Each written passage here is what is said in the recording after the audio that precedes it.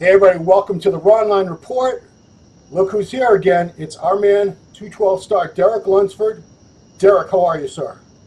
I'm doing fantastic, man. Seriously, like the best I've ever felt at this point. Like straight up energy, focus, everything. I feel amazing, man.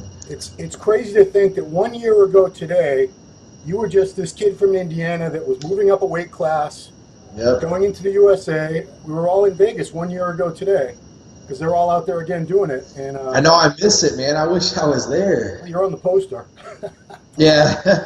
But yeah, wow, what a transformation. What a year it's been for you these past 12 months, because you went from that unknown amateur to winning a pro show, top 5 at the Olympia, first time out, and now you're just a growing guy. So let's get into it. Try it, man. First of all, me and everybody else has just been following along on the social media these past few months and watching the improvements and just shaking our heads in disbelief. First of all, I got to know, how did you get hooked up? How did you meet Ben Pakulski? How did you end up working with him in the first place? Right. So my coach is still James Brown, the coach that has been like my brother to me since day one. So my coach is the same. Nothing has changed there. But when I came down for the Tampa Pro Show last year, I got invited to go to MI40 Gym. Well, I turned it down because I wanted to spend time with my girlfriend after a long prep, and we ended up going to a different gym to train. And I just, ever since then, I was like, man, I made a mistake. Like I should have, while I was there, I should have went to the gym. So he comes up to me at the animal booth at the Arnold Classic, and he's like, hey man, like Ben did. He's like, hey man, I just want you to know, I'm proud of you, congratulations, I just want you to know that people recognize what you accomplished, good job. And I was like, thanks man, I really appreciate that, and I said something about how, man, I wish I could get down there to MI40 again sometime. He goes, dude, come down anytime, you're more than welcome. And I said, seriously? He said, yeah, send me a message, and if you're serious, and come down. And he's told me since then, he's like, I didn't believe that you would actually contact me, because that week, a couple days later, I got back from the Arnold Classic.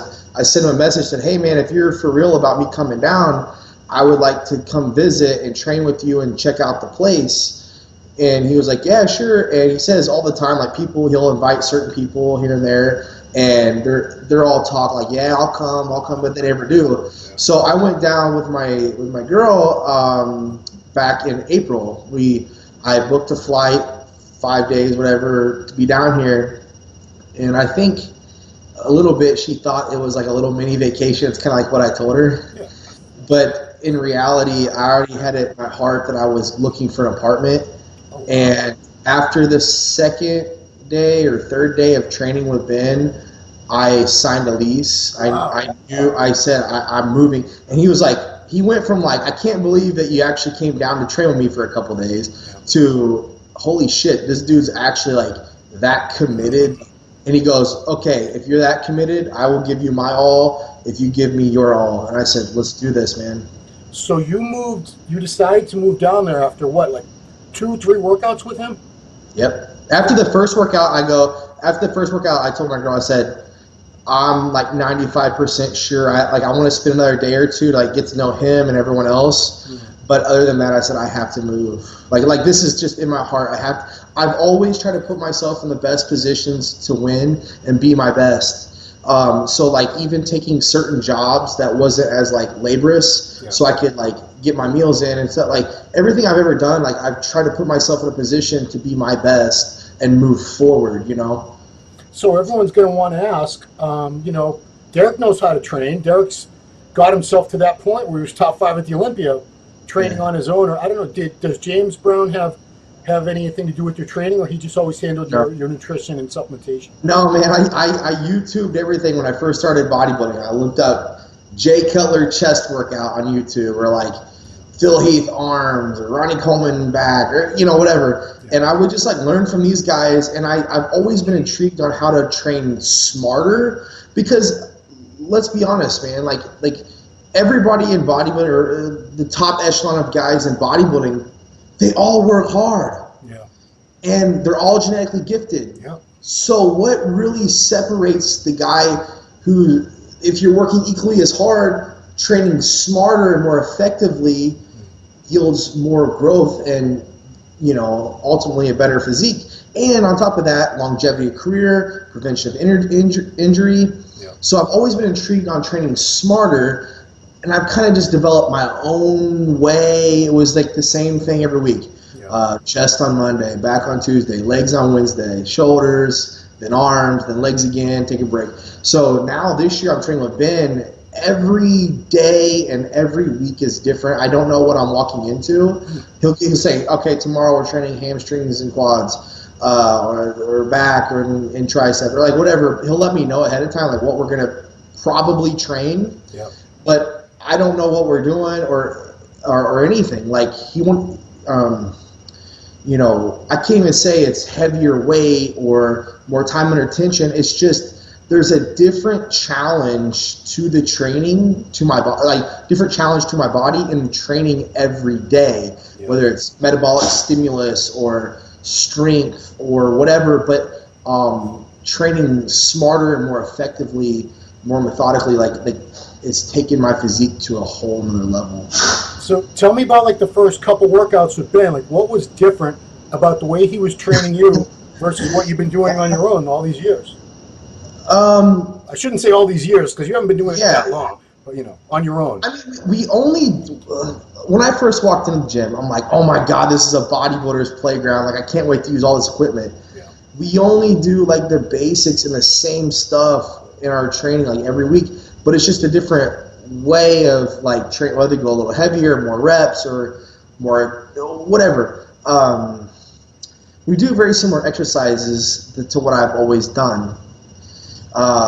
But what really like got me was he always looked at me like after every set and every exercise, he would look at me and address, okay, this is what we need to do next. So that was one indicator, and probably the biggest thing was the fact that he smoked me on legs when I got in on a Wednesday. And I trained in the evening after I get off the flight and everything. He's like, make sure you're hydrated. I'm like, okay, make sure you're drinking a lot of water. And I'm like, be prepared. I'm like, okay. I get there. I gave everything I had in that workout and more. Oh, my God. Like, that was probably the hardest workout I've ever had in my life.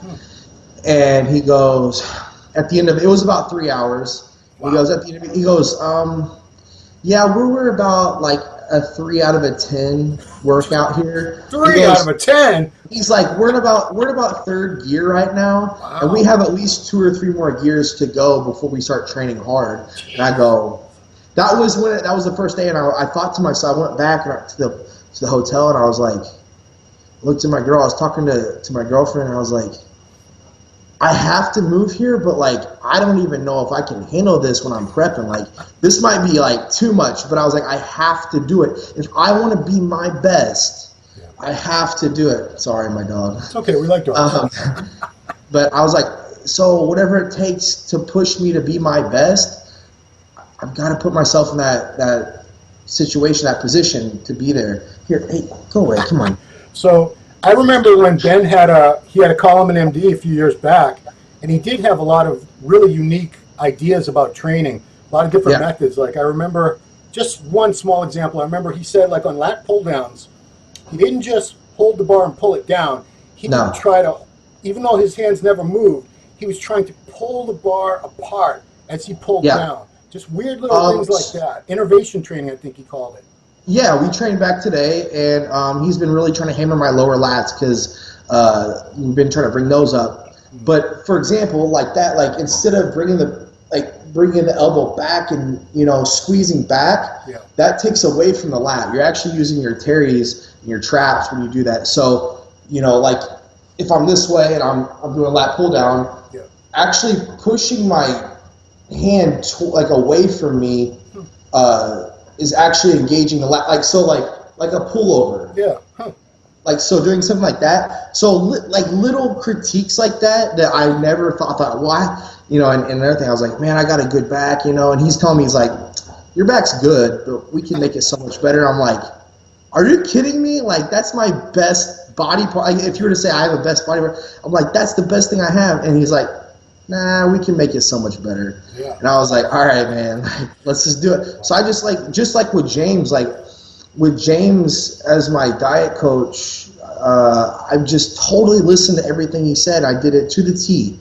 So when I told Ben, I looked him in the eye, I said, whatever you tell me to do, I'm going to give you everything I've got.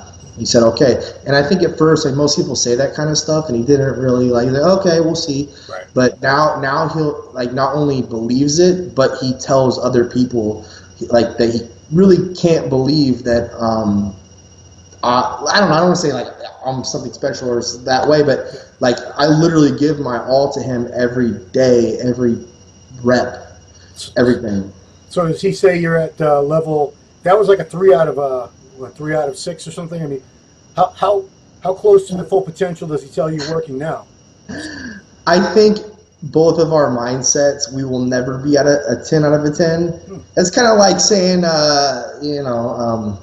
there's no girl out there that's a dime. No 10 out of 10. You get a 9.5. There's no 10s out there. I disagree. My girl's a 10 for sure, but Jennifer Lopez. Yeah. Okay. Yeah, but so I don't think that champion mindset, setting the standard to be the best in the world at what you do. I don't think there's ever a 10 out of a 10. Right now he's like, yeah, we're about 70%, and I'm like, dude, I just stay focused. I give him 100% every day. Whatever he says to do, I just do it, and then go about my day. And it takes the stress off me because I'm like, I'm confident. I know I'm giving everything I have, so I cannot give any more. And I'm listening to what I believe is the best person guiding me for training. So yeah. I don't stress. I just do the work, go home, and. Yeah, I'm actually bummed because he had offered me a few years ago to come down there, and I wish I could. I really wish I could. I just can't. It's like these guys get invited to Kuwait and they can't go. You can't just drop everything and fuck off for like. I'll tell you this though: cost of living and flights to Tampa aren't that expensive. Oh, I'm sure. Get MV to come down here and do like a training video with me or something. Oh, absolutely. But yeah, I we can do that. That long. But how did you get your girl to leave Indiana and just say, "We're moving to Florida, babe"? Yeah. Well, she's from the Philippines, so she's always wanted to go to the warmer tropical weather. She loved it when she was here too. Like she was so excited. Like she found the apartment for me. Okay. And we both agreed we fell in love with it. Well, to be honest with you, she's not here. Oh. She's back in Indiana, going to grad school. The week after we signed the lease, or I signed it, she got accepted to grad school to be a doctor in physical therapy. Oh, wow. Okay. So most people are like, oh my God, that's got to be so hard on both of you. I'm like, yeah, I mean, we miss each other for sure, but actually this is the best time for both of us to be busy and focused on ourselves. And the thing is it's not like we are ignoring each other. We're extremely busy in what we have to do. And any time during the day, first thing in the morning, I message her or call her or whatever. Throughout the day, we'll FaceTime and message. And at night, before we go to bed, we always make sure to talk to each other. So it's actually really working out well for both of us. God bless you guys. I'll tell you. It's pretty amazing. Yeah. Listen, man, there's no girl like her. Like she is something special. And I'm very thankful for her for sure. If you like it, then you should have put a ring on it. So think about it, guy. Uh-oh. Well, now you're pressuring me. I thought you asked me anything I didn't want to talk about. No, I'm kidding. What are you, 25 now? Yeah, we're 25 now. Yeah, where I come from, you're pretty old to get married. You're way behind schedule. And all my friends are having kids from high school, and I'm like, no, you guys, this generation, you guys get married later, you have kids later. You guys are smart. God love you guys.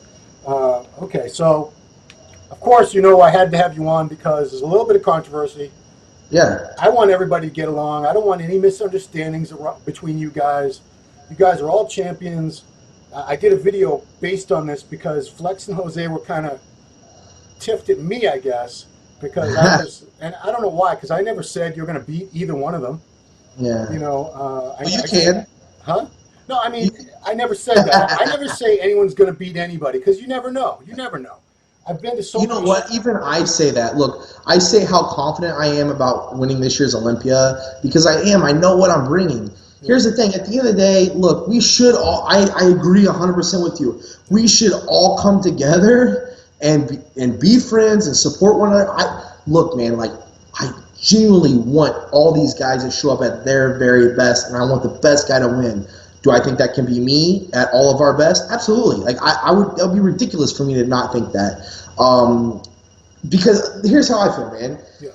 You have to be a champion before you become a champion. Explain. So it starts right here, man. Like, I believe already in my heart that I've won, that I'm doing everything I can to be my best. Yeah. So I can't lose, and I'm doing it with the best possible attitude that I can possibly have. So win, lose, or draw in competition, I still win. Other people are benefiting because of me. I'm benefiting because of me. Yeah. Okay? And I want to, honestly, I genuinely want to see these other guys do well. And I think when you are that confident, yeah, that's that champion mindset to where I think only few people have that, you know? But you have to have the confidence. You have to believe already that you are the champion, that you're setting the standard to be the best at what you do. And I tell myself that every day, and I truly, genuinely believe it. And I think that right there is what is really intimidating to people that you're in competition with. But the thing is, man, is I actually just genuinely like these guys for who they are as people. Yeah. Like, I want to have a good relationship with them outside of bodybuilding and beyond their retirement. Yeah. I mean, it's out of my control, man. Like, if they're upset or they're intimidated or they're jealous, like, I can't do anything about it. I know. I mean, here's the thing is, if you're going to compete in the Mr. Olympia contest, you can't, in my mind, this goes for any contest, whether you're getting ready for the Mr. Indiana or the Mr. Olympia. If you're training for it, you have to train to win. You can't go in thinking, there is no way I can win this contest because this guy wins it every year. He can't be beaten. So, you know, I'm just going to go and hopefully I'll do well, but I know I can't win. Listen, I've always thought to myself, somebody's got to be the best. Somebody's got to be great. Why not me? Yeah. So, if I'm going to do it, I'm going to go all in and I'm going to be the best. So, I don't know, man. Like, and I think it shows pretty strongly by their reaction of how they really feel about themselves, and they know that I'm coming, and I just think that it's a little intimidation, a little scared, you know, because they know how driven I am. The thing that I'm pretty sure they take the most issue with, because I got a screenshot of one of these posts you made, was it's the stage shots with you, like you, Jose, and Flex. The one way back in October? You did one with I think you've only done two of these ever, as far as I know. I mean, I didn't stalk your Instagram properly, but like you did one with the side chest with you three, and then another with the it was a front double bicep with you three, and you put the question, "Who wins this shot?" You didn't say that was way back in, like right after the show. They didn't seem to appreciate that too much. So goodness. I think that's what does that tell you? The main problem is. Yeah. I'm not saying I should have won the show, because like that's not at all what I was saying. Like, I truly think and believe that Flex was the best man last year, like all around, without a doubt, undisputed. Yeah. I mean, and dude, I was competing with him. Right. But this year is a whole new story, man. Like night and day different. I'm telling you, I promise you that. Tell me about the improvements that you've made, because it's hard to tell from the, you're not in competition shape yet, so it's a little hard to really see everything 100% the improvements, but you can tell by yourself, I'm sure, already, what's different from like the Olympia last year on your physique now? What's changed? Let's just say this, my conditioning last year at USA's compared to today when I woke up is probably about the same, and I'm like 20 pounds bigger, first of all, and my proportions have gotten better. I had a nice flow to my physique last year, but there was some obvious lagging body parts. I acknowledged them, and that's what I said last year. Like, whenever I got off the Olympia stage, I was on stage, I said, I'm going to remember this moment. And I haven't forgot about it a single day. And I knew I've always known what I need to work on. So I don't have to ask. I don't have to question anything. I don't have to worry about my placing last year. I just have to go, okay, how can I get better today, this week, this month, and just keep improving. And so I brought up my weak body parts. I think it's pretty obvious. That was my hamstrings last year. My quads have come up tremendously. My triceps and definitely my chest have come up. Your back's come up. You didn't really need to, but your back is better too. Yeah, just everything has gotten better, but the things that were lacking, like my chest and hamstrings, have really come up. So to me, it was like I seen last year that the potential was there for me to challenge Flex Lewis this year and everyone else. I can't just say Flex Lewis. Ahmad Ashkenani, he's amazing. Jose is amazing. David Henry, all the guys that place top 5 are amazing, and the new guys are coming in. That Nicholas guy, message him every once in a while. I told him how great he is, and he's doing a Tampa show. I'm sure he'll be at the Olympia this year. I hope that the Hadi guy comes, Troopin, whatever. Dude, I want the best of the best to be there and the best man win. I really do. And I think, like I said, if I do the work that I have to do, I'll be the last man standing. I have no question. So like I said, the potential is what I seen last year, which I believe everyone else did too, including Flex. And I've put in the work, and I've brought up those body parts. Conditioning will be significantly better, and it's going to be lights out. So I think part of it comes from this concept that you're supposed to pay your dues and be at the Olympia a certain amount of years. But, if you go back in Olympia history, I was at the Olympia throughout all the 90s and everything. I distinctly remember Flex Wheeler at his first Olympia, second place. Kevin Levroni, I wasn't in Finland, but second place, his very first Olympia. Maureen Yates, second place at his first Olympia. I mean, if you're good, you're good. And, it does take time to bring up body parts and get muscle maturity, things like that. But if you're really good, it's not going to take you 10 years to get from, sixth place to first place. You just have to acknowledge what your weaknesses are and your strengths, and you have to be able to just keep capitalize on your strengths but improve your weaknesses. And even with the whole muscle maturity and density thing, I've brought that up too, because that's something that Ben and I talk about every day. The way I train now is completely different. I'm squeezing so much harder, lifting much heavier weights, but more controlled and time and attention.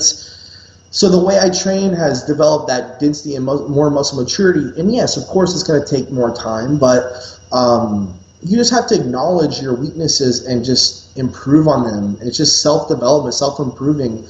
And I preach that, and some people are like, yeah, Derek, you're a hypocrite because, you got good genetics. But I'm like, no, I just identify where I need to get better, and I move forward, That whole thing about you've got good genetics, it's just like you said a few minutes ago, all of you guys at that level have great genetics, or you wouldn't be at that level. So what separates this guy from that guy? You're all, you all have genetic gifts. You're all a different species of human being. So it comes down to working harder, working smarter, who's a little bit more disciplined and dedicated, really. Yeah. And like I said, I think what goes a long way, man, people take it for granted, but just having a positive attitude, man, that is what has made this prep so much easier. I don't want to say easier. It's always, it's always pretty tough, but that's why my physique has transformed so much, is because I'm just staying positive. And then I think that's another thing that intimidates people too, is that when you have that positive attitude, you're not clapping back and being all defensive.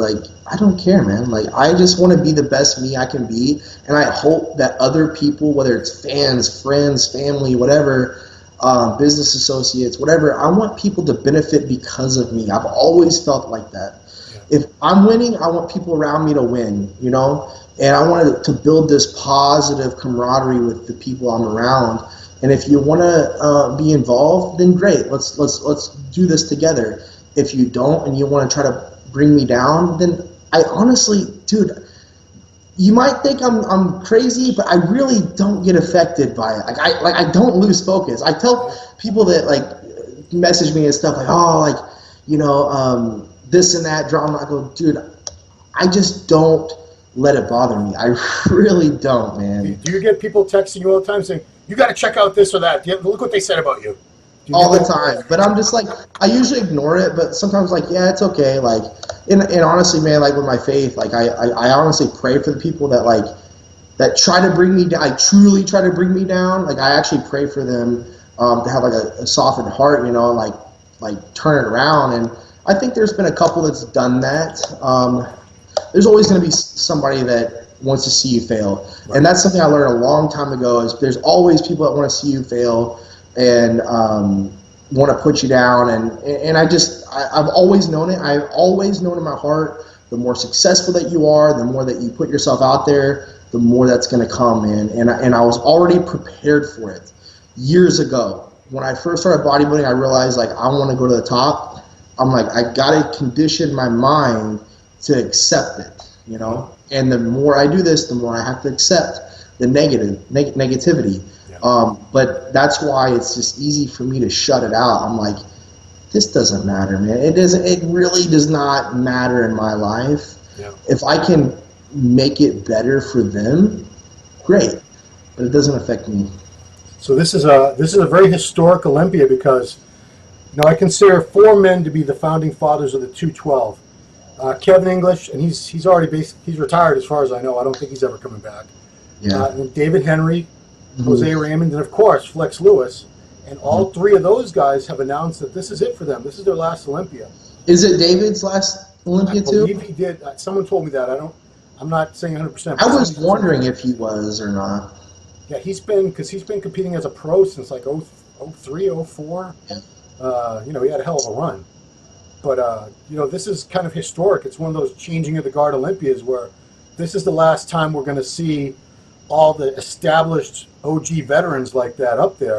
Right. And then next year it's going to be a whole new crop. It's going to be, you know, hopefully, I don't know if Hottie's ever going to get in the USA if Trump's president, to be honest with you. But you're going to have this new cast and crew. Yourself, Nicholas, Ahmad will still be around, I'm sure.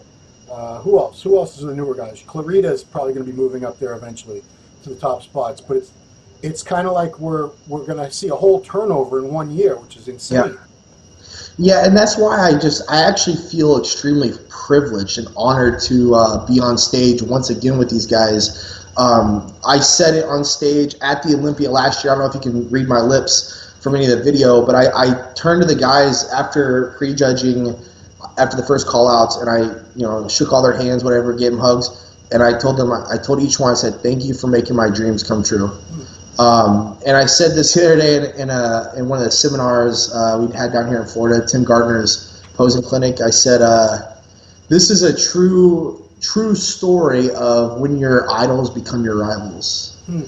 Now, I still respect and love these guys. Like I said, however they feel about me, I'm still a fan of these guys, and I want the best for them. But it is cool that how like I was just looking up to these guys, and now it's me versus them to be the best in the world. I mean, I say this every damn Ronline, and I'm going to keep saying it because it's not a team sport. There's only one guy at the end of the show with his hand in the air. That's it. So you all want to win. You all want to beat everybody else. That's it. The team I have is my support system and my guidance. So my friends, my close friends, my close family that support me, and then Ben and James. That's the team. It's not like, oh, we have the same prep coach, we're a team. Nah, get out of here. All right, well, are you ready for some questions from the forum members on MD? Of course, let's do it. Derek Lunsford. Oh boy, that's you. So this comes from. You're not asking the question. From me? No, it's not from you. It's from Alito from Argentina. Derek, are you going to stay in the 212s forever, or maybe in the next years try to do the open class? I don't know if I should really answer that because, I want to, but I want to leave it. I want to leave it up in the air right now. I want people to wonder. Well, one of the questions coming up, they just want to know what you weighed in the off season. What did your weight get up to at the highest point before this prep? Recorded weight in the morning, I think, was 246. Wow. Okay. 246, 247, yeah. So I imagine getting to 212. What do you weigh now? Do you know? I do. Okay. So my weight's been dropping pretty significantly the last few days even. Yeah. 2 weeks ago, I was like 231. Okay. This like last Friday, I was 228. Okay. So is 212 going to be a problem for you? That's what I'm really getting at. No, I'll get to it. I'll cut to the chase. Okay. The last few days, I was 224. Today, I was 221. Okay. We got, we at 7 weeks from tomorrow? 7 weeks, I'm like 10 to 12 pounds over. Okay. You'll be okay. All right. Because, I mean, that's the concern is you're growing and you're still young and you are putting on, I mean, what was your highest weight before in that similar condition? Last year in my off season, I got up to 227 versus this year's 247 basically. So it's about 20 pounds of muscle, right? My conditioning was about the same last year as a light heavyweight at the USA's as I am now at like low 220s. Okay, so I don't think you're going to put 20 pounds on every year. That's ridiculous. But if I can put on 12 to 15 pounds next year, I'll answer it this way. Yeah. We're going to see how the Olympia goes. Okay. If I win, which is what I plan on, I'll have to make that decision if I want to keep a hold of that title for the next year and defend it. Yeah. But the likeliness is this is what's going to happen is that win or lose, I'm probably going to just let my body just do what it wants to do. Why would I want to stress over having to diet year round? Yeah. And I think people like seeing my progress better than they like to see me compete. You know what I mean? I really do. I think they're just like, wow, like this dude is just always making progress. And again, I won't always make the same progress that I have in the past. But just enjoying being a bodybuilder, you know, if you're always limiting yourself and having to cut weight year round, like that's not really bodybuilding. I want to keep improving. I mean, if I can stay the same weight and shape my physique better, then that's awesome. But to be honest with you, I'm probably just going to let my body do what it wants. If it goes back up to 250, I'll probably be 212 again. Okay. If it goes up to 265 or whatever, I might just end up doing the open. I'm really not worried about it, to be honest. But like I said, if I win the Olympia, which is what I plan on doing, then I'll have to decide very strongly whether I want to try to defend that or not. Here's the thing: Flex Lewis. This is my whole. I think it's been confirmed. It's not just a theory, but he's struggled like crazy these past few years to make weight, and he puts up all these pictures and videos 2, 3, 4 weeks out from the Olympia when he's somewhere between 220, 230. And to me, that is the best version of Flex Lewis. I freak out when I see those pictures and videos like, oh my God, he looks so good, so full, so round, so thick. And not to say he doesn't look great at the Olympia, but getting to 212, he has to lose a lot of that roundness and fullness. Yeah. And but he said many times, I want to stay in the 212 and make my legacy, which he's done. This will be, he's going for his 7th title, which is crazy in the 212 because it's only been around since 2009 was the first year I think it started. So, to have that many Olympia titles since the division began, it's quite an achievement. But I do believe he didn't let his body do what it wanted to do. He intentionally had to struggle and lose something that would have been cool to see just to stay in the 212 and my main thing is, of course, I want to win titles and things, leave a legacy, whatever. But like my biggest thing is really just to be a great role model and a great ambassador, just really a good role model for others to be inspired by. So I think if people are more attracted to just seeing me improve and just me being me, that's the route I really want to go. And I think honestly, man, like I don't want to step over my boundaries here or anything like that and like disrespect any of the guys in the open, but I think that I have just as good of a shot as anyone to go the open with my structure and my physique if I continue to let it grow. So. I mean, that's not disrespecting anyone because there was no 212 or 202 or any of that for years and years. And I used to go to shows and see Sean Ray and Lee Priest, and I even saw like Momo Benaziza a few times. I mean, these guys were no joke. The is the way my structure is, like my clavicle width, like my shoulder width is much broader than most of these 212 guys. Right. Yeah. So if I can just keep packing on the muscle but keep the waist tight, I don't see any reason why I can't stand with these open guys. I mean, I really, really don't. So I mean, like I said, that's no disrespect because they're gonna be like, oh, like, who's this 12 guy? Like, you know what I mean? Well, not all of them, but I'm sure there's a couple that's like, oh, he thinks he, you know. But yeah, I do. I believe in myself, man. I look at myself objectively, and I'm just like, this is what I see, and this is what I believe in my heart, that I'm willing to push myself to go to this level. I put the 2 and 2 together and go, I think I can be a great open guy. Hey, look, William Bonac was a 212. And look at him now. He looks freaking amazing. He could have easily been second last year, easily. Yeah, I seen him backstage, and I got to be honest, my jaw hit the floor. I mean, he's beaten, at some of those other shows, he's beaten Rami, he's beaten Rolly. You don't have to be 5'11" and 280 to beat everybody. If you're I give credit where credit's due, and that guy deserves it. Yeah. Now, this next question comes from the mayor of bodybuilding, Dan Dillon. He's the mayor. Yeah. First one you already answered. Can you win a 212 Olympia this year? I feel like you can. Absolutely. How have the other pros treated you in general? Okay, so that's a good question. I like that because at first, man, they were welcoming. They were all like, congratulations, like, wow, like, rookie coming in, new young blood. And again, I've always been respectful to these guys.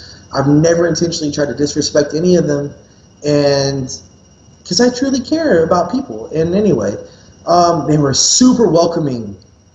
But then I think that they seen how driven that I am and the potential that was there if I keep moving forward. I think that, like I said, I think now they're scared, intimidated, and a little jealous from the hype that they're getting a little defensive and like kind of lashing out a little bit on social media with me. And I'm like, so look, man, here's all I'm doing as far as social media. Yeah. I'm putting myself out there to grow me and my following on social media, because I don't have much. I only have like 60,000 followers now. I've got like 40,000. I got 40,000 like the last month. Wow. Mr. USA 2017, everybody on Instagram. Mr. USA. There you go. That's right. At least for now, to the Olympia. So I've gained so many followers by just posting a few pics with me and Ben in the gym, or like by myself, or just training pics and putting like a couple words on there, quote, something that comes from my heart that I'm thinking about at the time.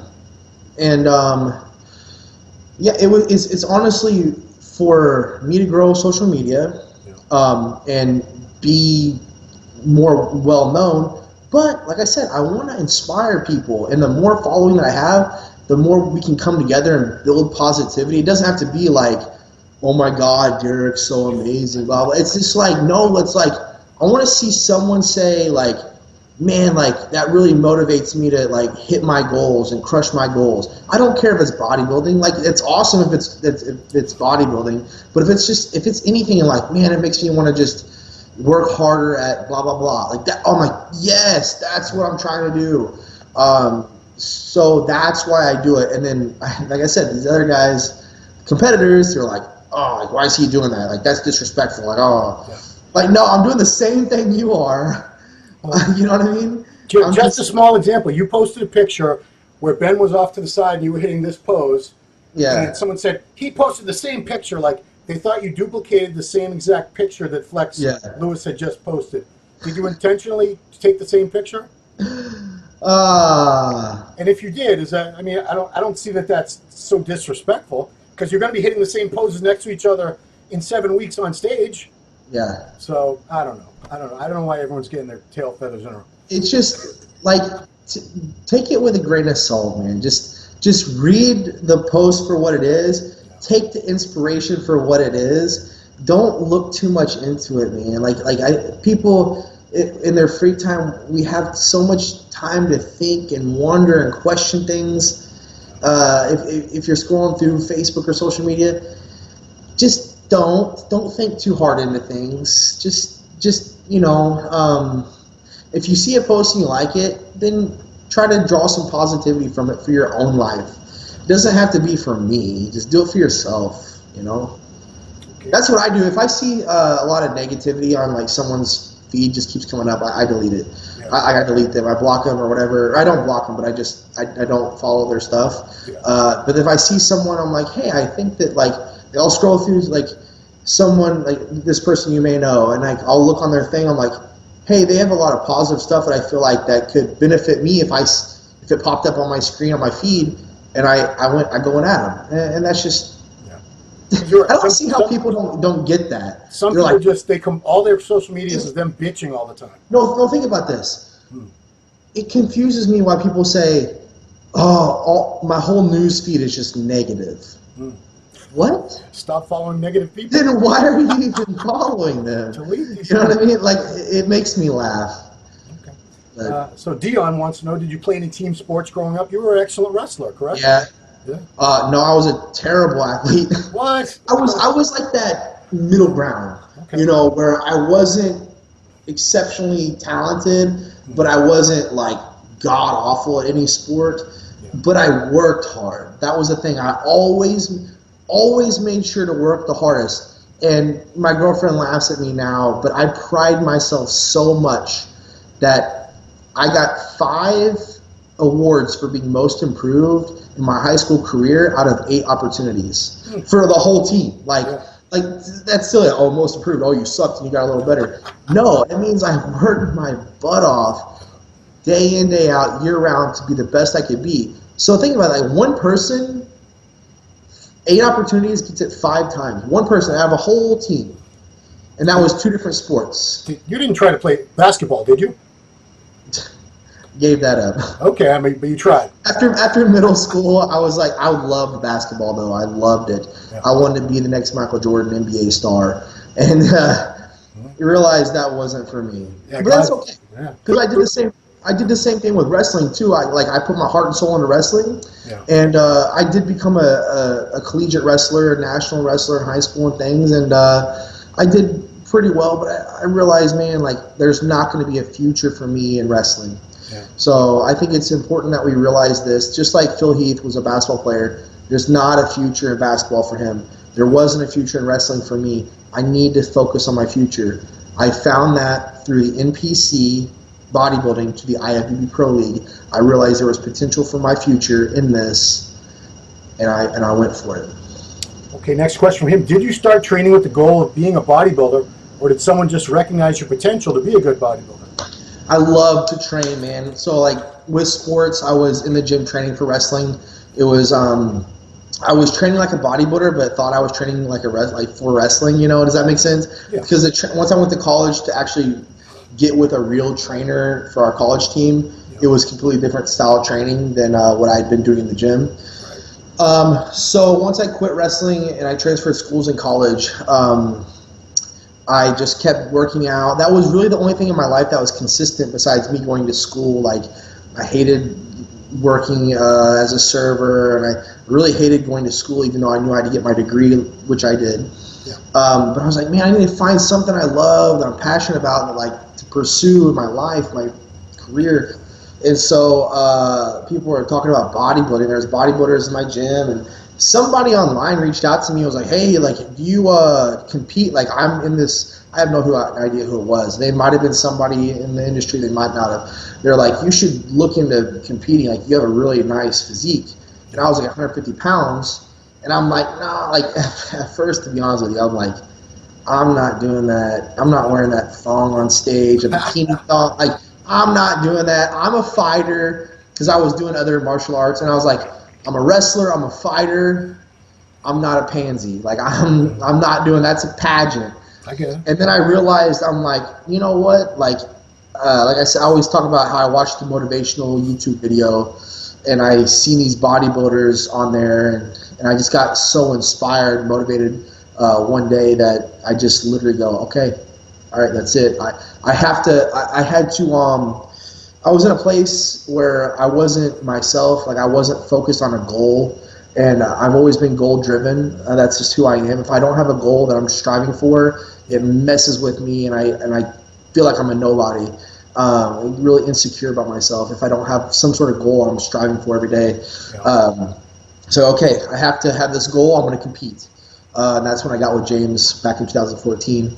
But yeah. Okay. Last question from him is, you seem to be well-read, upbeat. And I always find it funny when they say he's so well-spoken. Like, people expect all bodybuilders to be like complete morons. So if you actually can put a sentence together, like, oh, wow. Yeah. I don't get it because I have glasses, so I look smart anyway. But whatever comes to my mind, I just say it, really. So the question is, I filter the stupid stuff, but if you win the 212 Mr. Olympia, what will you do in terms of marketing yourself and promoting the sport? Nothing like jumping ahead, right? Wow, that's really a good question. Well, the thing is as far as business for myself, I got to be honest. I really don't know. Like, I haven't seen a light at the end of the tunnel, like or like any glimpse of like any business ideas. Of course, I would love to promote a show one day and be involved in the industry to build our industry up. But I have been reaching out to promoters, to judges, to everyone I possibly can, doing every interview I possibly can do with you guys and other media. I have reached out to anybody I possibly could to travel and be an ambassador, and I've taken every opportunity to do that. So Animal sends me around the world. I'm going to South Africa and the Philippines after the Olympia. I'm probably going to do another show after the Olympia, either a week or two later. And then I'm just, any opportunities that come my way, I will take advantage of. Like I'm one of those guys that want to be out there and I want to be doing stuff, but it's not really been given to me at the time. I know you got to go search for it and get it, but what I'm saying is, as far as like traveling, it's expensive. I don't have the extra income right now. I'm in my first year contract with Animal and other sponsors that I don't have the money to just go fly and travel and do things. I mean, theoretically, they should be, promoters or whatever would be doing that for you. You're not. Yeah. So every promoter that's reached out to me, I've worked out at some sort of a deal to be at their show. So I want to be the ambassador of sport. I've done everything I possibly could do to be that ambassador, the best ambassador I could be, you know. Okay, Fabian Gym Food has a few questions. The first one, are you sitting down? Good. Yeah. This first one's but I'm going to ask it because I know you don't shy away. Do you think you can't win this year because it's Flex's last year in the 212 and they'll give him the title anyway? It's politics, everybody. It's all politics. Nobody. I just said this the other day. Nobody has ever come up to me and talked business and politics from anyone in the industry. Yeah. None. Zero. You know, it's like one of those, like, heard it through the grapevine things where I'll acknowledge it. I hope, and I hope it doesn't go that way. And I choose to believe it won't. I choose to believe that the right call will be made. Here's the thing. I'm going to assume, well, I'll be honest with you. If I'll come back on your show, if I feel like I was off and Flex was better, and I will say that. But looking, foreshadowing, I'm going to assume both me and Flex both will believe that we were the best that day. I believe I will be the best at the Olympia. So we're both going to feel like we should have won. I'm just going to choose to believe that the right call will be made. Yeah. And I hope and I truly pray that will be the case. If, like I said, I am man enough and gracious enough to accept defeat if I believe that I truly was beaten.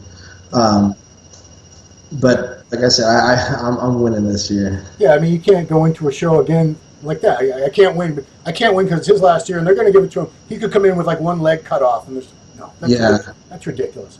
One other question you already answered. Last year, you hit a lot of mandatory poses in your routine.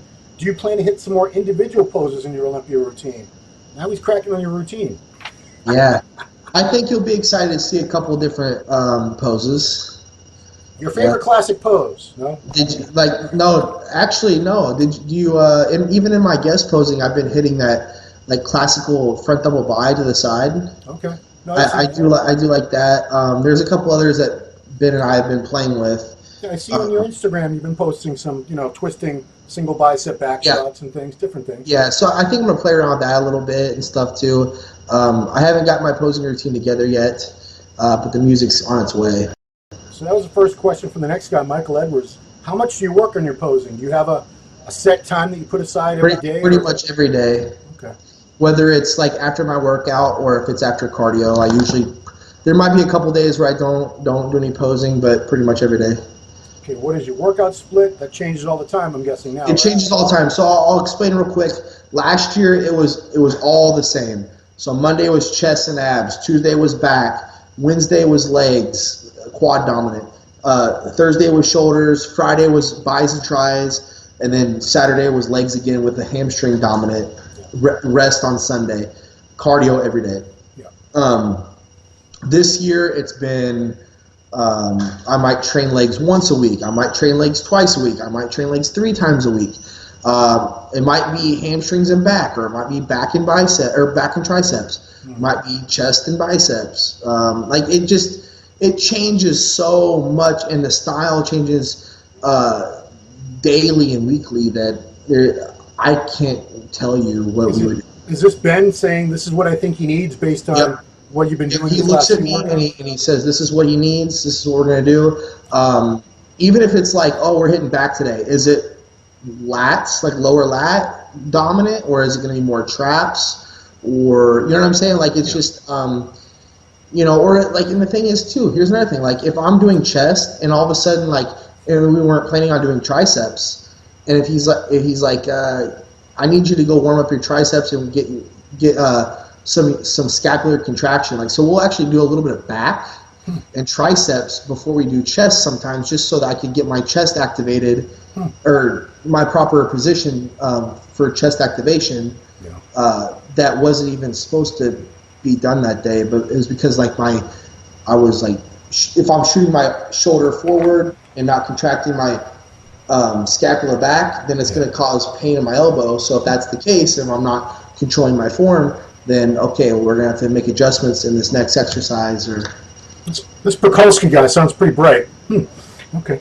He knows a thing or two. He does. Have you ever used Vitargo? Well, no, you don't use Vitargo. You use, what's the carb? I did way back when I started, but I used like Scouts Honor. I use a lot of Animal and Universal products. Yeah. They hook me up every month, and this combines in both questions, supplements and training and diet. Actually, I have been journaling all of it. So I plan on releasing it somehow, some way at the end of this prep. It's like a 10-week journal of my training, the supplements I used, like whether like and timed out, like this is the time of day that I ate all this and took this. So dude, John Meadows sold the exact same thing you're talking about as an ebook a couple of years ago. I'm thinking about doing something like that, it's not going to be like a moneymaker. I mean, it might make me some cash, but it was more for like, it's just interesting to me. I haven't done that before, and like if it was me and Jay Cutler, Jay Cutler was obviously my big inspiration. If he would like actually put one of these together, I would be like, I have to see that. I want to see when what time he ate this, and like I want to feel like I know the person, like I was living in his shoes for those days. I don't know, and that's what I've been trying to document, I would do it as an ebook, and if you make a little money, there's nothing wrong with that. But yeah, the question, like the carbs, intra-carbs, the Carbo Plus by Universal. Okay.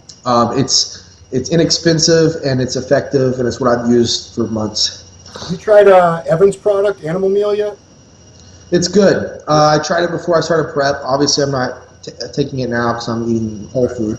But it surprisingly tastes really, really good because it's like pea protein or something, and it doesn't taste like that at all. It tastes delicious. Yeah, I know. When I heard it was Evan, I thought Evan was going to come out with like kale flavor or something, No, it's a quality product, man. Yeah. It is. I know. Cool. Well, that is all the questions I have for you. Are you going to be at Tampa next week, or are you too busy prepping? No, I'm never too busy, man.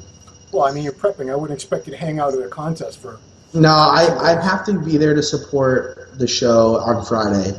Now, 6 o'clock Saturday morning is my flight out to Iowa. I'm doing a guest posing on the Saturday, and then I'll be right back on Sunday.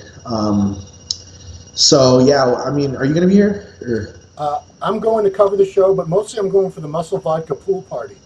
Yeah, I heard that's going to be fun. I might actually try to swing by that on Sunday if I get back in time. You didn't go last year, I don't think. No, we had to like fly out or something. It I'll was. tell you, the sight to see was Josh Lenartowitz at the pool party. Oh yeah. You know, he was monstrous. It was ridiculous. Monster, right? Then I go to the pool. I went to like an MGM pool party day after the Olympia. Guess who's there? Josh Lenartowitz. Looking like a beast. It was crazy. Well, it was him and like 5,000 other people, but he stood out a little bit. So. No, I'll be here all the way through Friday, and then Saturday I'm gone. Sunday most of the day I'm gone, but I'll be back Sunday evening. I'll see you in a week, and maybe I'll stick a microphone in your face there. Who knows?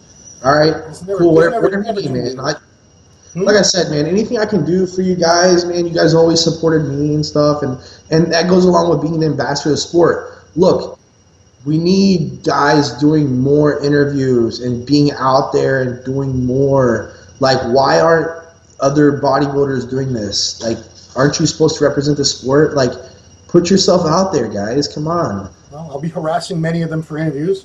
So. Do it. Tell them Derek said so. Derek said so. You got to do it. No, I appreciate your time, Derek. Enjoy watching your progress. Looking forward to seeing what you're going to bring. Thank you. And, you know, of course, wishing you the best. Thank you for having me on, Ron. Appreciate it. I'm glad you were able to address a lot of these issues and stuff, and you know, handle your business because you know people just like to misunderstand and misinterpret. And I think this is what's going to happen, man. Is that once they after it's all said and done, the competition's over, and then they retire, and then they time goes on, like a year goes by. I think they're going to realize I haven't changed who I am because I don't plan on it, and they're going to be like, that was silly. Like he's a good dude. Like he, you know what I mean? Like I think I'll have a good relationship with these guys. So for now, I'll just take it. Don't really care. Doesn't affect me in any way. It's their problem, not mine. And then afterwards, I'm sure we'll be fine. Yeah. Come on, everybody. Let's all get along. Come on. Let's do it. Especially like Jose. My grandma likes him more than she likes me. He is adorable. My grandma loves Jose. Who doesn't love Jose? He's a cool kid. All right, that is it. I'll see you next week, and I'm glad you took the time, and everybody, I hope you got all the answers out of Derek that you were looking for with this. So for the Ronline Report, it's been me, Ron, with Derek Lunsford. Thanks for watching.